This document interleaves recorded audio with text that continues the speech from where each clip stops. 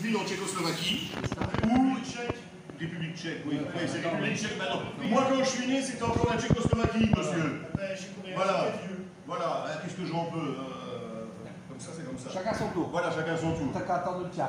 Ça s'appellera peut-être même plus comme ça à ce moment-là. Donc, où ils ont mis au point le phénomène de brasserie à fermentation basse. La bière Pils, elle vient de là. Après, comme c'est le malt de base, celui qui a été élevé parce que en malterie, quand ils viennent chauffer, la chaleur tue beaucoup d'enzymes. Donc c'est impossible de faire une bière avec du malt comme celui-ci. Tout simplement parce que quand on va cuire, les enzymes ne seront pas là et on n'aura jamais de sucre qui vont revenir. Donc il faut toujours un malt de base. Et traditionnellement, ils ont donné ce nom-là. Maintenant, c'est juste. En réalité, sur les sacs, il y a des numéros EBC. C'est European Brewers Convention. C'est simplement le taux de cuisson qui donnera notamment les indices de couleur par la suite.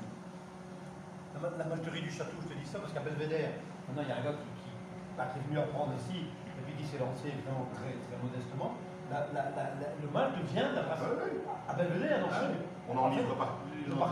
C'est fou, j'ai été étonné de voir les sacs. Je dis merde, c'est des sacs de la brasserie. Voilà. C'est exactement les mêmes. C'est une malterie, le gars anciennement travaillait à Anvers, une très très grosse malterie, et mais on tourne à des volumes incroyables, mais qui travaille pour Jupiler, etc. Et il avait son carnet d'adresse parce qu'il était commercial, et il était un peu déçu que finalement c'était tellement industriel. Lui, il avait une relation clientèle, mais les boss au-dessus, qu'est-ce qui les intéressait? Les gros volumes et les gros clients. Malterie du Château, donc c'est une malterie à Belleuil, elle était fermée pas trop longtemps, mais il l'a repris à son compte avec son carnet d'adresse de petits clients qui n'intéressaient pas les grosses brasseries, parce qu'une grosse brasserie qui fait de la Pils va utiliser que du Pilsen. Pour peu qu'ils fassent un pellet, une bière spéciale, ils vont avoir une ou deux références, mais il y a très peu de références différentes. Et alors lui, il a lancé ça à la fois pour satisfaire ses petits clients, à l'époque, c'est les années 90, donc il n'y avait pas tant que ça de brasserie à ce moment-là.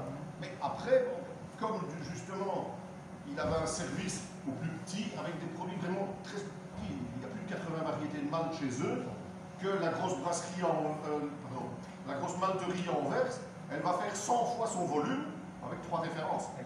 Tandis que lui, de ce fait, il est vraiment le producteur référent pour toutes les petites brasseries. Et il exporte dans le monde entier. Le gars, je veux dire, il fait ça avec des petits culs de 50 litres. Je vais fermer cette porte, ça m'énerve. Et elle vient là. Non, mais c'est vrai. C'est un gars qui est venu donc, du village où je vais là-bas, il est venu apprendre ici, et puis il se fait sa bière au village. Et vraiment avec des machines beaucoup plus petites et tout. Et avec le même malt qui provient de la même malt. J'ai été étonné. Mondialement, je te dis, il y a des conteneurs qui partent partout avec ses références toutes différentes. Ah non, Janine, tu vas venir nous emmerder. Je suis sérieux, après ça fait des commandaires et tu es malade. Voilà. Elle s'en fout. Oui, c'est mon maladie, c'est mon maladie. Voilà, je vais vous la foutre. Non, Chine, non, Chine. Qu'est-ce que tu vas foutre en Chine? Hein? Une merde d'aller en Chine. Je vais bien.